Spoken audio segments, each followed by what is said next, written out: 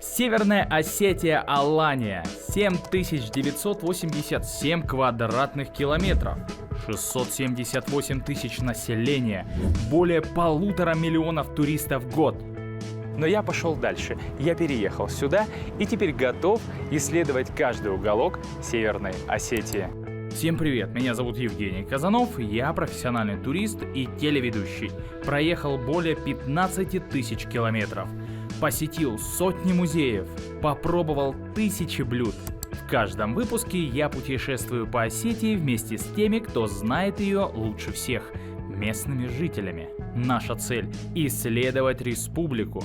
28 тонн, не поверите, поднимали на вертолете. Познать вековую культуру. Я бы съел запах просто. И составить свой путеводитель ярких эмоций.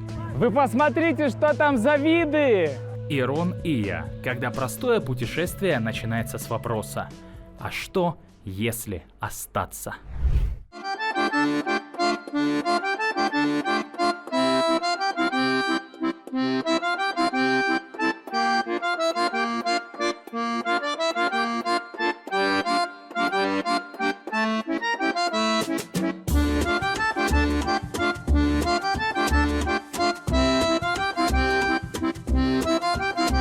Евгений, привет! Я смотрю, ты решил сменить род деятельности. Теперь ты не ведущий, теперь ты художник. Не мешай. У меня очень важная миссия. Мне нужно встретить родителей.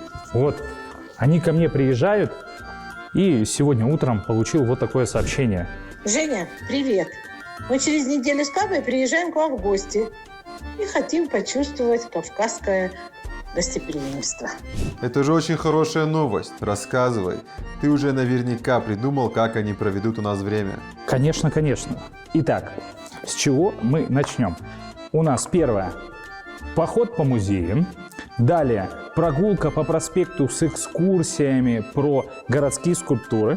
После – перекус с булочками с чаем. Ну а уже вечером у нас застолье в ресторане.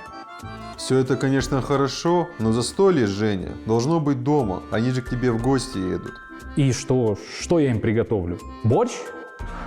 Не, тут нужна осетинская кулинария. Поэтому я тебе предлагаю познать эту вкусную часть нашей культуры. Это что, меня ждет новое путешествие?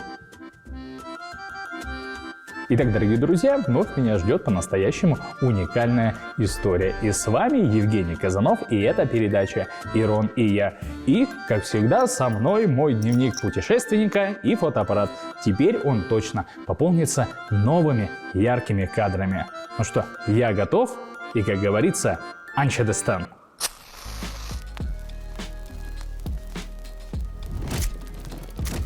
У каждой культуры есть вкус. У Осетии уж точно. Но это не только пироги, как многие думают. На самом деле осетинские пироги – это только верхушка айсберга. Сегодня я буду познавать Осетию через кулинарию. И если к концу этого эфира я наберу пару лишних килограмм, значит, все прошло успешно. В каждом выпуске мое путешествие разделяет проводник, который и погружает меня в культуру Осетии. Но сегодня я приехал не на кулинарный мастер-класс, не в ресторан, а в бойцовский клуб, где меня ждет очень интересный человек. Георгий Алборов – профессиональный тренер. Он учит ребят основам единоборства и быть настоящей командой. Он яркий тому пример, что в Осетии пищу не просто делают, ее дарят тем, кто рядом. Георгий не только готовит сам, но и делится знанием, душой, теплом, передает это своим ученикам, как передают ценности от старших к младшим. И сегодня они вместе готовят одно из осетинских блюд. Итак, Георгий, расскажи мне, что вы сегодня готовите такое вкусненькое? Сегодня мы готовим кадур. Горское блюдо. Это фасоль. Мы ее отварим. Потом разобьем. Обжарим лук. Добавим туда специи, зелень, орех. Смешаем все вместе. И должно получиться неплохо. Геру, расскажи, у вас, я так понял, вот эта традиция с твоими учениками каждое воскресенье готовить что-то вкусное у тебя дома. Эта традиция зародилась у нас со времен сборов. Мы привыкли вместе кушать. И тут в мою голову пришла идея, что мы собираемся в воскресенье, прибираем зал, генеральная уборка. И пока все эти процессы проходят, ребят нужно бывает покормить. Потому что все проголодаются, и мы что-нибудь готовим. Бывает у нас плов, сегодня у нас кадур, до этого у нас были шашлыки, форель, острый. Разные блюда у нас бывают, так сказать, в меню. И вот так мы вместе собираемся, готовим, потом убираем. То есть трудимся и кушаем вместе, как можем.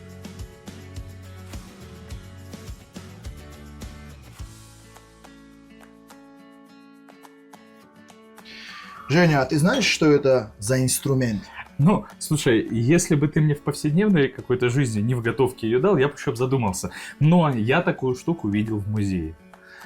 Это делается вот так, фасоль кладется и вот так разбивается, правильно? А ты на опыте, я смотрю, да, короче? Поездил ты, да? Поизучал. Ну, конечно, конечно. Слушай, и раньше ж миксеров ничего не было. Ничего вот не так. было. И вот так все делали. Знаешь, почему так сейчас лучше делать? Потому что так вкуснее. Конечно. Ручная работа.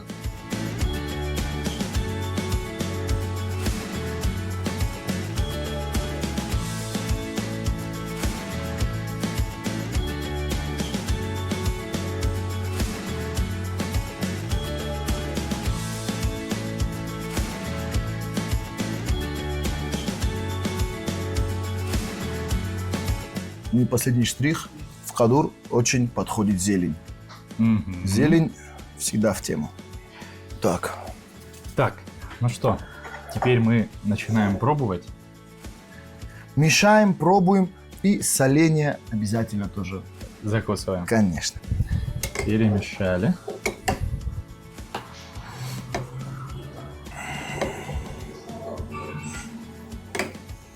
Во-первых, аромат. Аромат бомбезный. Ну, специи. Свое дают специи. Специи это очень важно.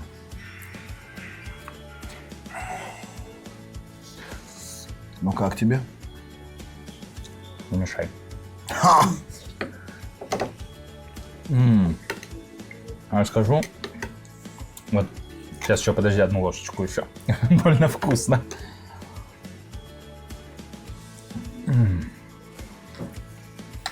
Надо третью.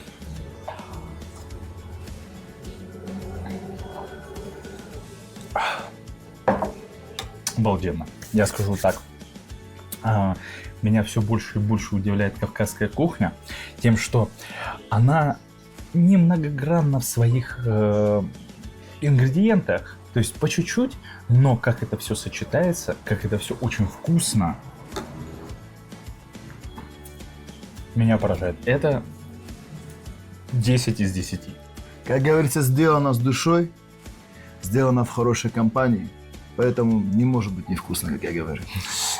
Итак, Георгий, хочу тебе предложить побыть моим неким таким проводником в мир осетинской кулинарии. Да, через неделю приезжают мои родители, и мне нужно научиться готовить осетинскую кухню, и вот как раз, чтобы накрыть им стол и показать кавказское гостеприимство.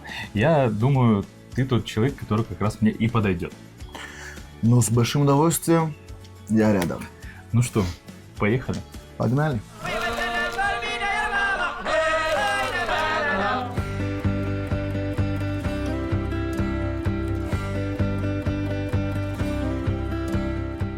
Евгений, ну что, мы начинаем готовить лавша? Гер, у нас проблема. У нас не приехал повар. И я не знаю, что мы сейчас будем с тобой делать. Ну, в общем, вот так. Повар не приехал, это не беда, Евгений. В Осетии кулинария, она в традициях, она в душе каждого человека. Я научу тебя готовить лавша. Осетинская кухня, она объединяет народ, она объединяет людей из страны. Мы все приготовим, и все будет прекрасно. Я тебе помогу. Погнали. Друзья мои, сегодня к нам приехал гость, и мы по исконным традициям должны проявить ему уважение, накрыть прекрасный стол и накормить его нашим блюдом – лавша. Поэтому Вместе мы сможем это сделать. Первая группа, вы на мясо. Вторая группа, вы на овощи. Третья группа занимается сервировкой стола. Вы готовы, друзья мои? Да! За работу! Предки осетин жили высоко в горах, где сложно выращивать фрукты и овощи, но есть пастбища для скотоводства. Поэтому многие осетинские блюда мясные. Одно из самых популярных блюд осетинской кухни – суп лывжа. Это горячее первое блюдо, которое представляет собой что-то среднее между наваристым супом и мясным рагу. Итак, я смотрю, процесс идет полным ходом. Девочки, расскажите мне, какие овощи должны присутствовать в этом блюде? Лук, картошка, зелень, чеснок и морковка. И все. И все. Так все просто, но зато так будет вкусно.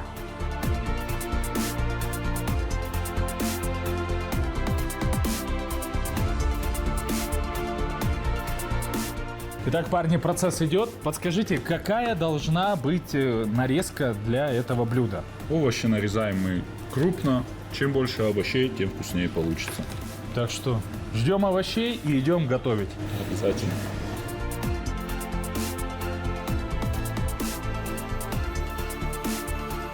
Геор, ингредиенты готовы. Теперь приступаем к самому важному, к мясу.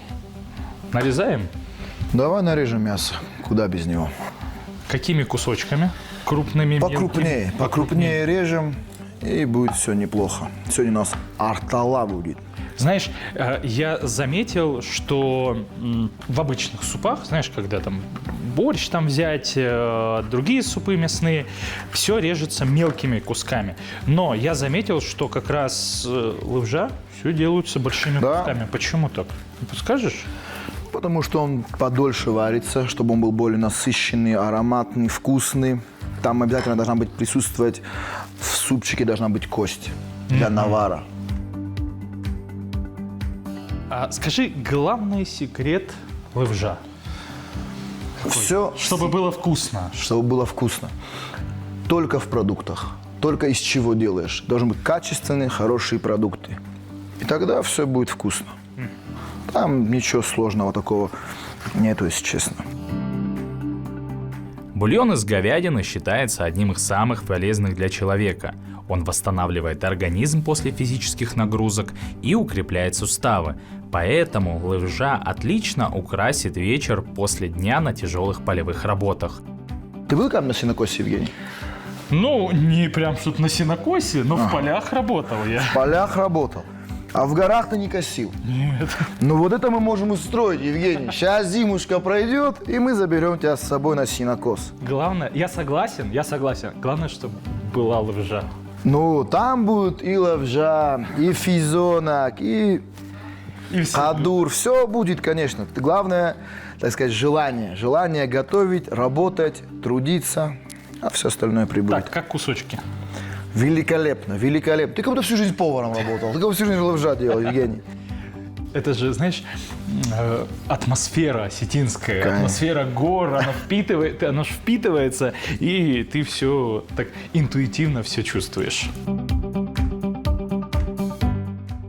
Итак, мясо мы порезали, все у нас теперь готово. Смотри, как красиво. Да, Прям можно картину писать. Идем варить? пойдем.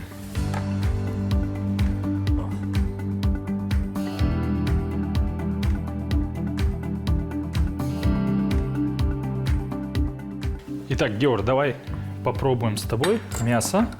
Знаешь, как определять мясо?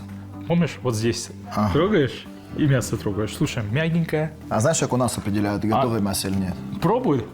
Горячий, не сырой. Горячий сыр не бывает. Да, Мне кажется, очень хорошо. Надо добавить все это. Давай, добавляем овощи. Пошли. Погнали.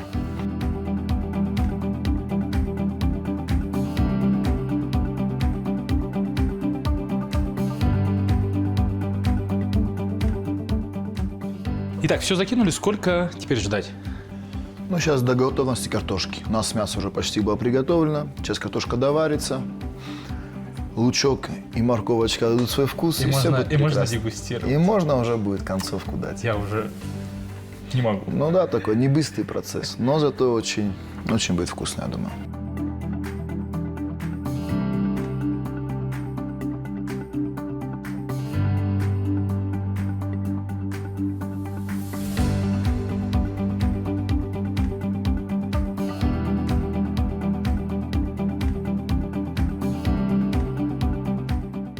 Все готово? Геор, тебе как, побольше мяса, поменьше? Мне побольше жидкого, пожалуйста. Наваристый бульончик никогда не бывает лишним. Сейчас все сделаем. Итак, Геор, где моя большая ложка? Так, ложки у нас тоже готовы. Но нужно добавить зелень И и чесночок. чесночок. Давай. Я доверяю это тебе сделать. Мне? Да. Ну, погнали тогда в таком случае. Как говорится, зелени много не бывает. Свидания нет у тебя сегодня? Нет. Нет? Тогда побольше. Тогда побольше. Я думаю, нужно добавить чуть-чуть перчика. Давай. Обязательно. Это просто, я не знаю, как сказать, это в первую очередь красиво. Сейчас надо посмотреть, как это будет вкусно.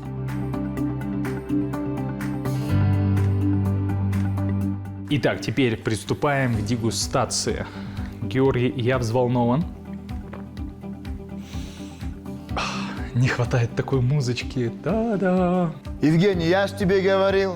Не, ну я же говорил. Георгий, я тебе скажу так. Мы сегодня не просто приготовили с тобой лапша. Мы не просто научились, я не просто научился готовить это блюдо. Это блюдо сегодня объединило не только нас с тобой. Оно объединило большую дружную компанию. Я не побоюсь сказать, большую дружную семью, которую и помогали нам, и готовили, и участвовали, и поддерживали нас. 100%. Поэтому я думаю, нам надо поесть все вместе, сесть и попробовать это блюдо. 100%. Без них мы не справились. Знаешь, мой друг? Да. Дай Бог им здоровья. Всем спасибо, друзья.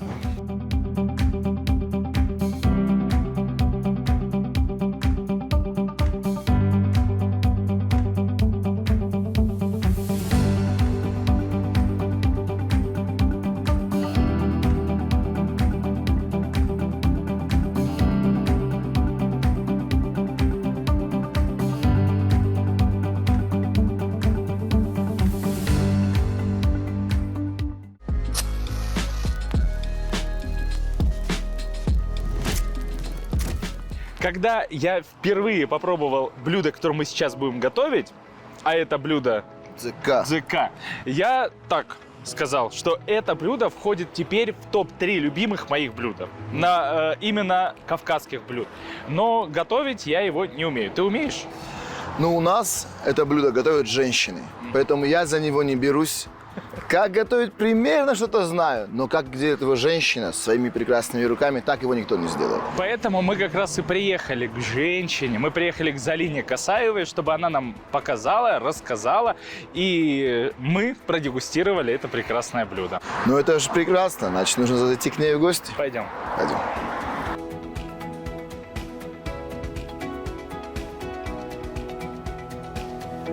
Залина, здравствуйте. Спасибо вам большое, что вы нас приютили. Вот. И расскажите нам немножко про это блюдо, которое мы сегодня будем готовить. Мы сегодня будем готовить ЗК. Ну, ЗК – это остинское вот блюдо, сытное, и в каждой семье из того, что делается ЗК, было всегда эти продукты. Это сыр, сливки, и люди вот так жили. Им важно было, чтобы это было сытно, быстро, на целый день им хватало, вот, например. Подскажите, по тому рецепту, по которому мы сегодня будем готовить, это ваш семейный рецепт или это всеобщий, который знают все? Нет, это не семейный рецепт. Каждая женщина, инстинктка в моем возрасте точно это сделает. У нас сыр, который мы измельчили. Это домашний сыр, который мы делаем. Все Это сливки. тоже домашние? Да. Соль чуть-чуть добавим. Тоже домашние. И заваривать будем мукой. Муку нужно чуть-чуть, но мы ее просто приготовили, чтобы она у нас была. С чего мы начинаем? Вот мы в чугунок положим сыр. Нас много, мы используем весь сыр.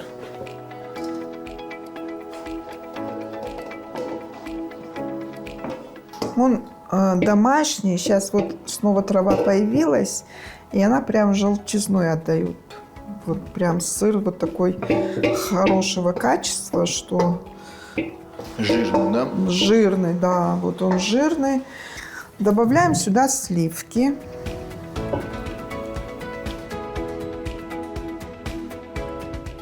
Чуть-чуть вот посолим. А вот чуть-чуть это сколько? Ну, грамм. Вы на глаз, да, делаете? Ну да. Ага. Каша получилась вот такая сырно-сливочная. Вот это можно уже ставить на огонь. И мы будем сейчас ждать, пока это все растворит. Мы не будем от нее отходить. Будем постоянно перемешивать.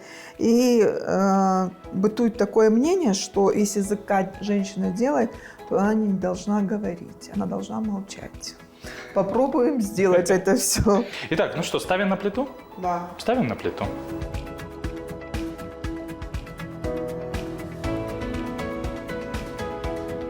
Итак, процесс пошел. Залина начинает готовить. Как уже говорили, говорить нельзя, поэтому поговорим мы. Когда ты начал его кушать? Потому что, как я знаю, ты его не любил в детстве. Да, я когда маленький был, я вообще не кушал. Меня сажали, что он такой жирный был, тянулся. И все так аппетитно кушали. Я вот такой привередливый ребенок был. Не, я не буду, не. Под всякими говорами я его не ел. А потом как-то с возрастом, что-то я стал старше, вкусы изменились. И тогда я уже понял всю прелесть этого блюда.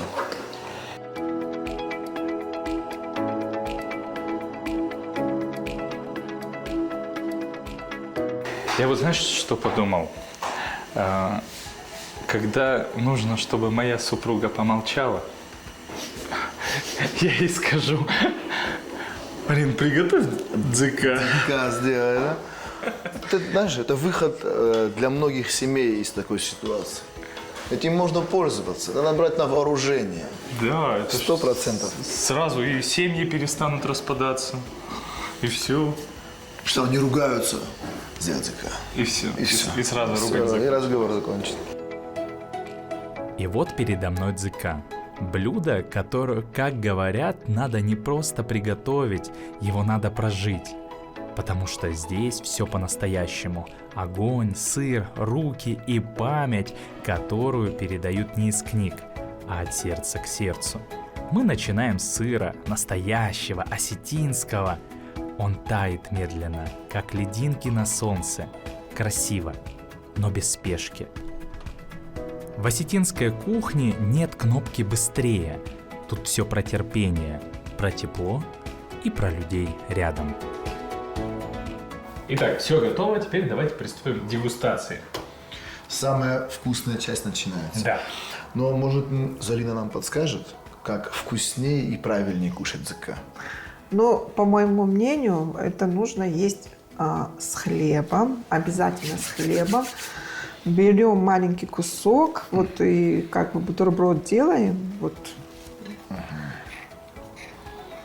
Кладем на него языка, вот на хлебушек. Вот сколько мы можем. Я много могу. Аромат обалденный. Приятного аппетита.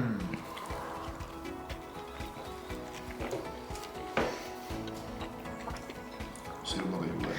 Как это все сочетается. Так, хочу просто попробовать, вот без хлеба. А без хлеба вы как-то быстро насытитесь, и вам некомфортно будет. А с хлебом Вы меня плохо знаете. Я это съем все. Евгений, я в тебя верю. Мана Георгий мне не даст соврать. Вот по-эстински это называется «яжардулабадзан» – перенасыщение. Подскажите, это блюдо как бы, оно идет как основное или как закуска? Или вот как Ну, дополнительно ее к чему-то? делали к завтраку. Ну, в горах раньше сыра было много, а хлеба было мало. То бишь там пахотных земель было не так много.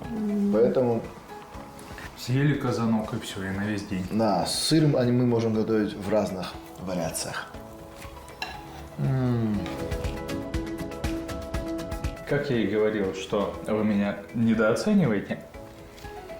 Это очень вкусно. Это сытно, я уверен, на весь день сегодня. Очень хорошо, что мы сюда с утра приехали. Но я съел половину, и мне тоже очень сытно. Залина, спасибо вам большое за то, что в первую очередь нас очень сильно, вкусно, сытно накормили. Вот тарелку съел и, честно, не то что наелся, объелся аж. Вот. Спасибо вам большое и, конечно, спасибо вам большое за то, что нам показали и рассказали про это очень вкусное блюдо. И вам спасибо. Спасибо, что пришли, что поинтересовались этим, как готовить ЗК. Удачи вам, молодые люди. Был знак. Я когда переехал в Осетию, я увидел, какие здесь прям свежие продукты. И мясо, и овощи, и фрукты. Но я скажу так, вкус блюду придают не только свежесть, но и соуса разные. Конечно. И сейчас мы как раз приехали именно сюда и купим листья перца и сделаем севже сахтон. Листья перца? Да. Пойдем, что-то интересное. Это тебе понравится.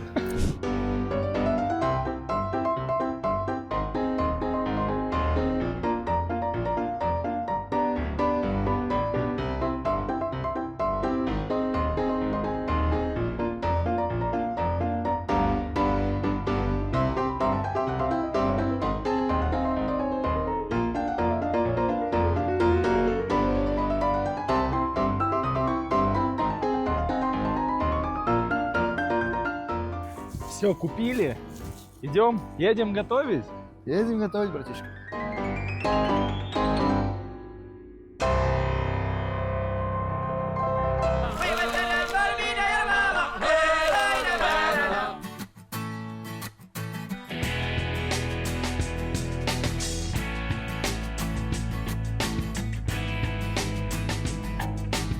Итак, друзья, всем привет! Мы наконец-таки приехали к Даниэле Губаевой. Даниэла, здравствуйте. Здравствуйте. Спасибо, что нас приняли. Итак, Георгий, расскажи нам, что мы сегодня будем готовить такого вкусного. На самом деле ингредиентов немного, но я чувствую, что будет очень вкусно.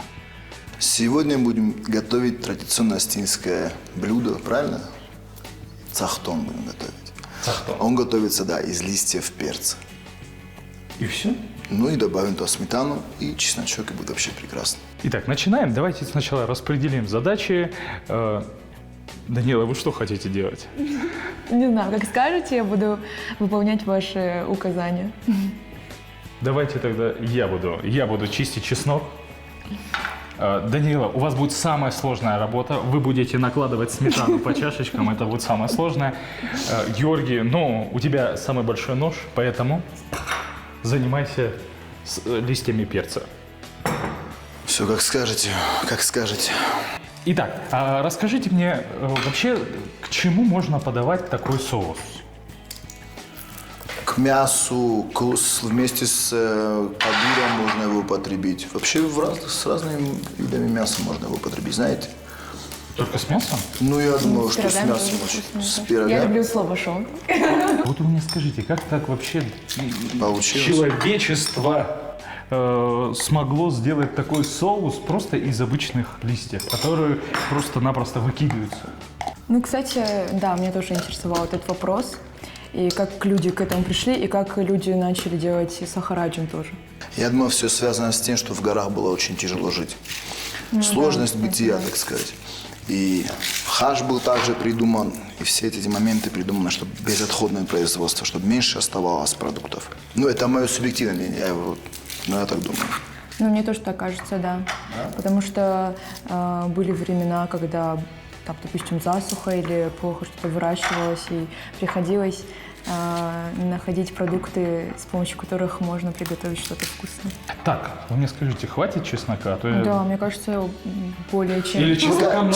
Что-то чеснока много не бывает, но что-то мы заговаривались, по-моему. Так, хватит чеснока, сейчас будем нарезать.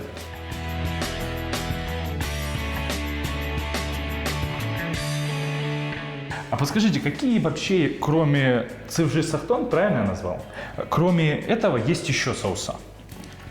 Еще есть туак, так называемый. Он делается из маленькой сливы, такой алычи маленькой, кислой. Бывает более сладкий, бывает более кислый, в зависимости от того, когда сорвали.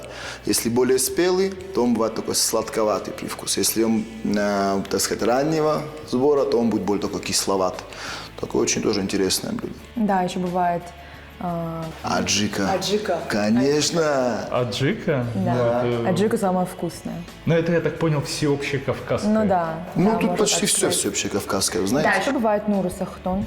В сметану добавляется чеснок, немножко соли и, наверное, черт перец добавляется. По-любому. Так. Чуть зеленюшки Или зелень, докинули, и да, вообще много нормально. зелени. Ну, давайте мы тогда один такой сделаем, про который вы сейчас сказали. Давай. А второй, два, вот, Да. цивжицахтон. Тогда тебе придется нарезать... С удовольствием, с удовольствием. Давайте. Я посозерцаю. Ты тогда перекладывай сюда, у тебя есть тоже досточка. Мы сейчас всем раздадим чеснок. Разбирай. А можно мне нет? У меня будут руки пахнуть чесноком. Хорошо, хорошо, хорошо. Тогда, Данила, вы можете... Давайте я буду смешивать вот Да, вот. перцы. Итак, ну что, 3 соуса, поехали готовить. Данила, это вам, Да, это Так. вам. а мы с тобой нарезаем. Как скажете, босс.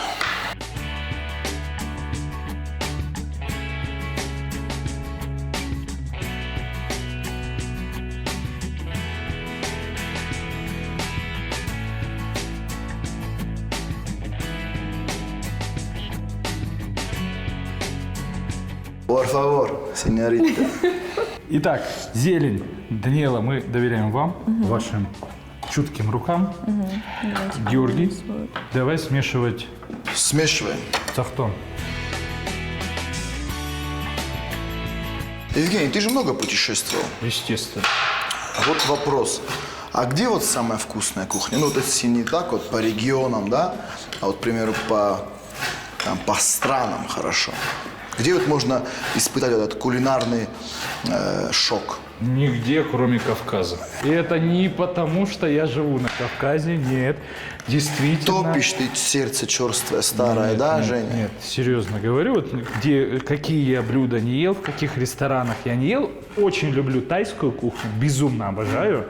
Но если выбирать, то есть если, знаешь, вот мне скажут, так, отрекись от какой-нибудь из кухонь, я отрекусь от тайской. Потому что кавказская, она одновременно и простая, и вкусная. Потому что на Кавказе это и свежие продукты, и мясо, и зелень, и простота в готовке. Поэтому я считаю, что вот именно кавказская кухня самая лучшая. Так, последние штрихи. Как ты думаешь, немного ли? Зелень много не бывает.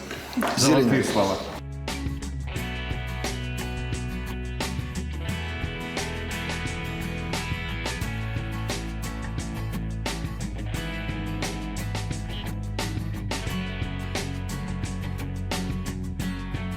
Итак, приступаем к дегустации, и я думаю, нет ничего лучше, чем свежий домашний хлебушек.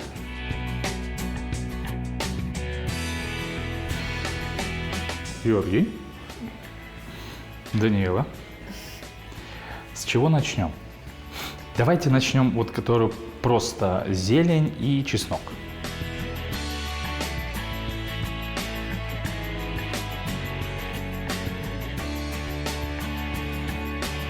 Приятного аппетита. Погнали? Погнали. Вот все же сочетается. И зелень, и сметанка, и чесночок. Ничего лишнего, как говорится. Ну, я думаю, после этого соуса на важные встречи ходить не стоит. А нам никуда и не надо, да? Листья перца. Никогда бы не подумал, что такой простой ингредиент можно превратить в настоящий деликатес. Вот этот кисловатый вкус. Все Давай. очень качественно. Не будем томить. Третий.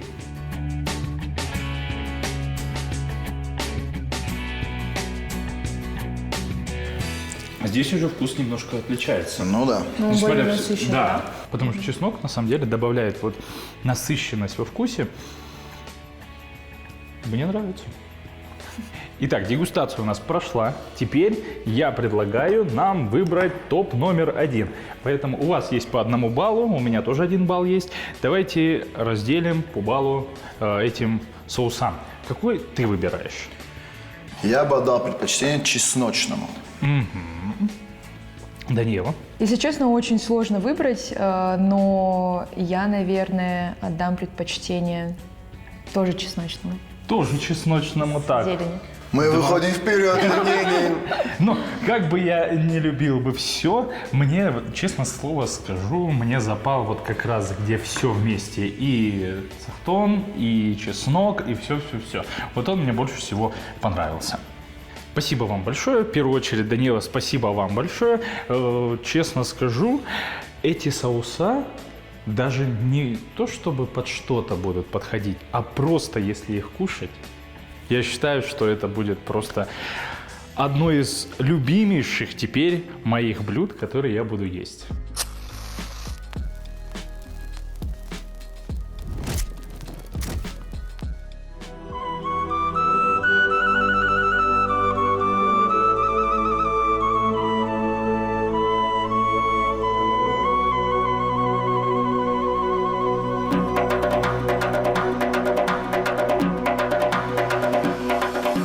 Говорят, что осетинское пиво не пьется, оно рассказывается. И чтобы понять историю этого замечательного напитка, нужно приехать к тому, кто знает ее от первого и до последнего зернышка. Георгий, расскажи, куда мы приехали? Сегодня мы приехали в Цей. Тут у нас наш товарищ Асланбек Касаев. Сегодня он нас погрузит в остинское пивоварение. В древность сегодня мы окунемся с тобой. Я жду не дождусь. Да не то, что окунуться, а даже попробовать и попробовать даже саму приготовиться. Конечно, это будет необходимо сегодня сделать.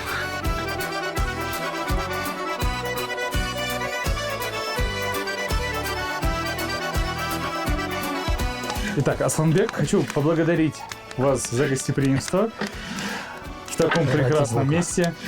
И первый вопрос, как я знаю, для осетин, осетинское пиво — это не просто напиток. А вот что оно действительно символизирует?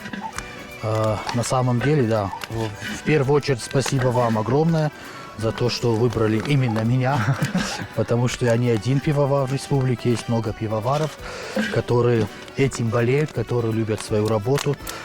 Ну, что для осетин символизирует пиво? Наверное, не просто так говорят, что осетинское пиво – это напиток богов. Напиток богов, хотя Бог один. Бог один – это в собирательном образе называют всех святых богами. Ну, осетинским пивом испокон веков, если мы возьмем даже нартовский эпос, то в нартовском эпосе четко дается растолкование того, как появилось пиво, как шатана изобрела данное осетинское пиво. И вот сегодня мы постараемся по рецепту той самой великой шатана сварить наше осетинское пиво. И с чего мы сейчас начали? Да, мы сейчас начали с обжига. То есть это солод. Это солод, который мы будем обжигать до той кондиции, какой цвет пиву мы хотим придать. То есть это как покраситель. Ага. Так, его можно назвать, вот, если калькацией заниматься, красителем. Это вот цвет горячо. Это цвет, я его сейчас еще чуть-чуть обожгу. Вообще, на самом деле, если брать осетинское пиво, то оно не должно быть черным, ярко-черным не бывает пиво. Пиво должно быть немного земляного цвета, то есть коричневого цвета. Ярко-черное пиво – это уже сильно обожженное пиво, которое может горчить, конечно. И поэтому мы сейчас еще чуть-чуть обожгем, потом добавим воды, уже то количество воды, которое мы собираемся варить. И вот пока идет процесс обжига. Аслан Касаев – хранитель традиций. Он покажет нам, как рождается осетинское пиво, и расскажет, почему вкус – это далеко не главное.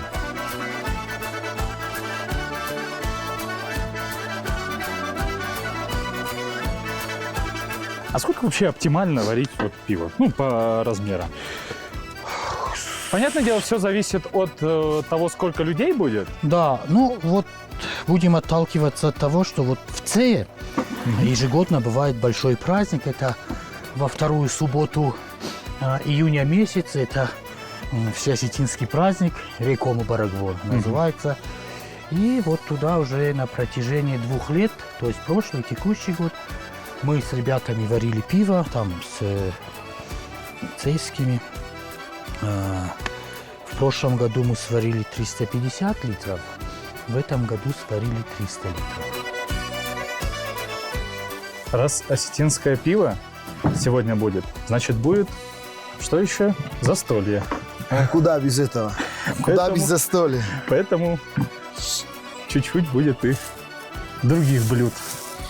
Потому что нельзя готовить пиво и не кушать. Вот-вот.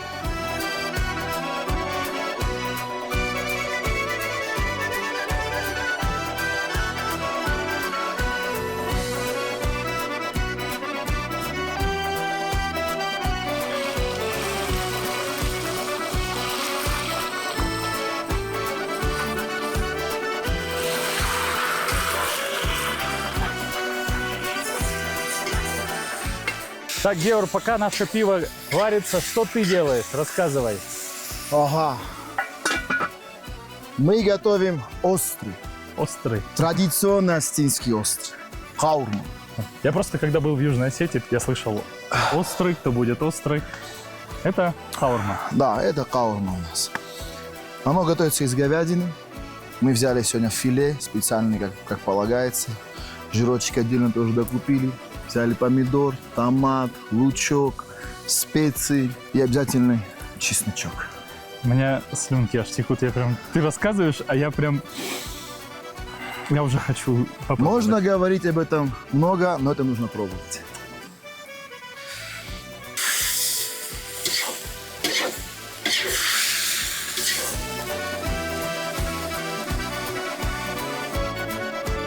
Пиво делится на 2 части, на 2 составляющих. Это, скажем так, женское пиво и мужское пиво. Конечно, мужское пиво, оно бывает более крепкое. Вот то, что мы сейчас будем варить, это мужское пиво, потому что там солод, там хмели будет достаточно, чтобы градусы набрались. Но, конечно, женщины тоже могут его пить, но только на начальных стадиях. После кондиции уже 3-4 дня, и, во-первых, женщинам будет его трудно пить, горчить будет. Детям вообще уже тогда будет противопоказано. Но первые 2 дня и детям можно его пить, потому что оно не является алкогольным напитком. Да? Это не алкогольный напиток.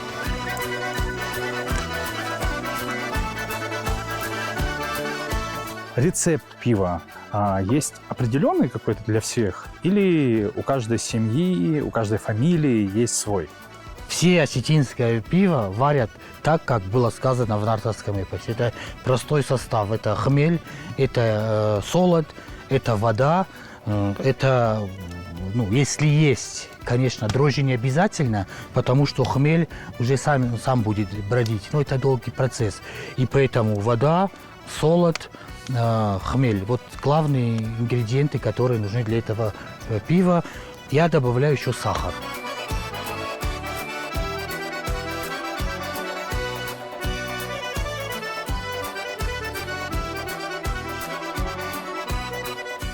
Вот сейчас, значит, мы сварили с солодом.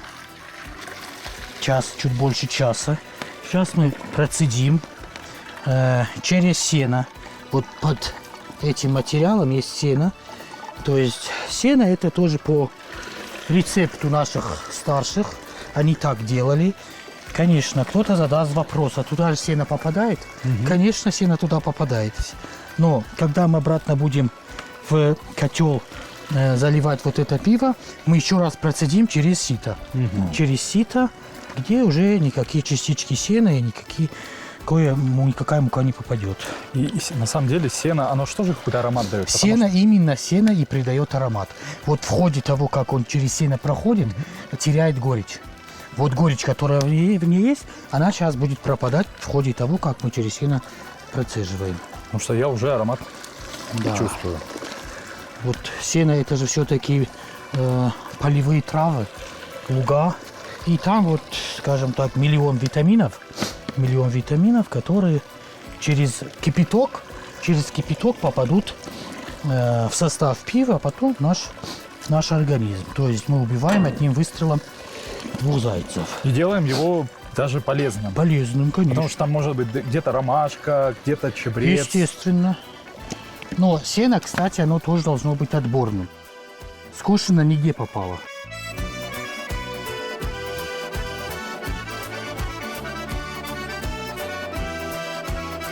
Сейчас я принесу сито, и мы через сито его еще раз туда процедим, чтобы вот эти куски сена процеживаем, как мы уже сказали, через сито, через мелкое сито, чтобы туда вот частицы сена и муки, которые осталось от солода, не попали. Конечно, попадут, но это микрочастицы уже. Сейчас мы сюда добавим хмель и будем варить на медленном огне минут 40.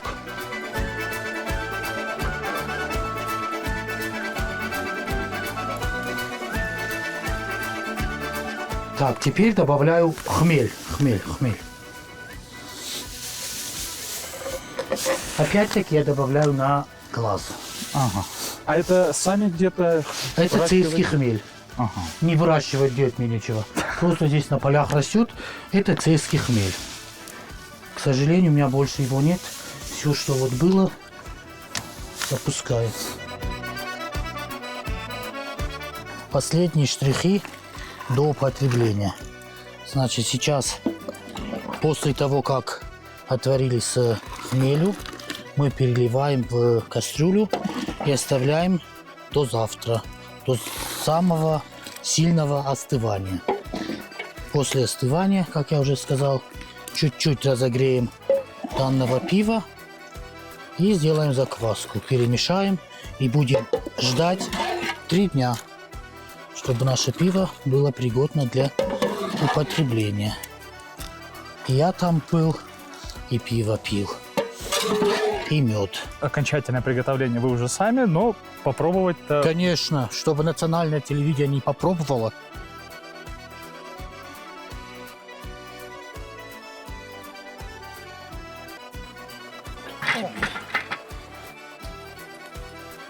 Право первым попробовать дали мне. На соль, на перец. Аромат обалденный.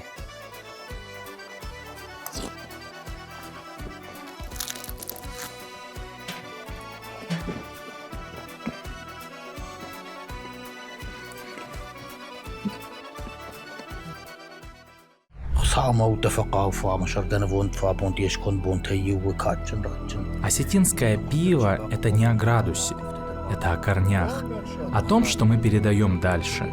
Пока есть люди, которые помнят вкус детства, вкус праздника и вкус единения, традиция живет. Сегодня мы не просто попробовали напиток, мы прикоснулись к истории, которая продолжается здесь и сейчас.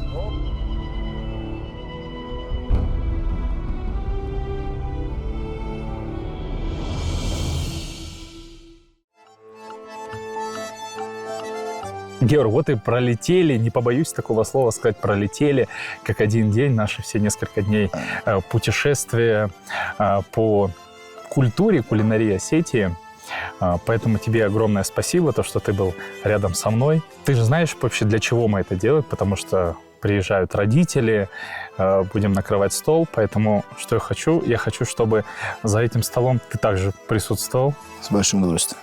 Вот, и тоже был рядом с нами. И у меня к тебе такой вопрос. Кулинария Осетии – это про еду или про культуру? Я думаю, это больше про душу. Это про гостеприимство, это про друзей, это про братство.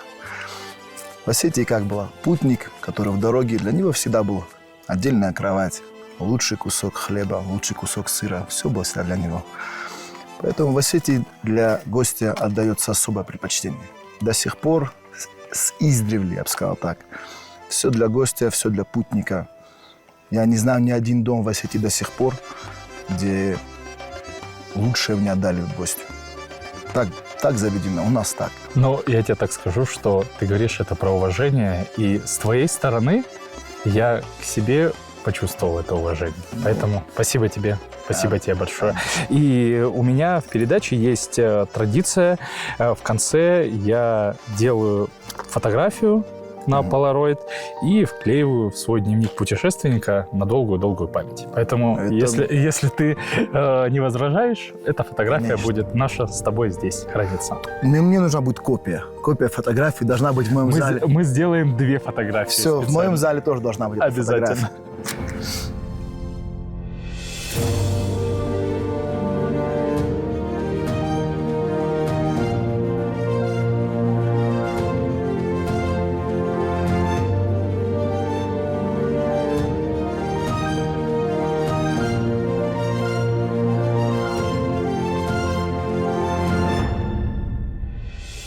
Дорогой дневник, сегодня я понял, что вкус – это язык, и он может рассказать многое о том, как человек живет, любит, помнит.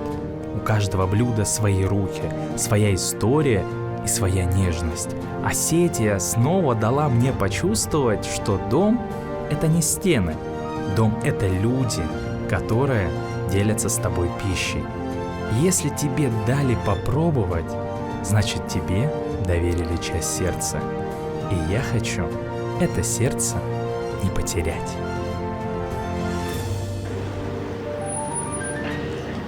Сегодня я научился не только готовить. Сегодня я научился слышать дом, людей, землю и, наверное, себя. Спасибо тебе, Осетия, за искренность, щедрость и стол, накрытый всегда для гостя. Я заберу с собой не только рецепты, я заберу с собой вкус дома, даже если дорога ведет дальше. И несмотря на то, что наши дороги растягиваются на многие километры, переплетаются, они все равно нас ведут к нашим близким.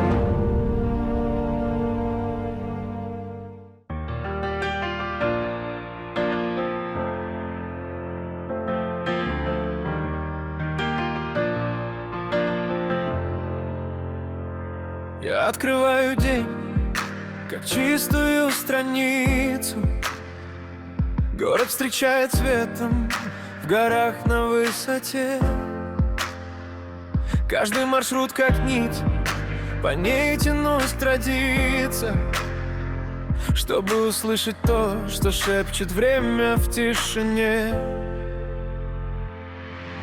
Музеи говорят без громких фраз, там память держит нас, и я плетаю в ритм дыхания Осетии, чтоб сердце не погасло в городах.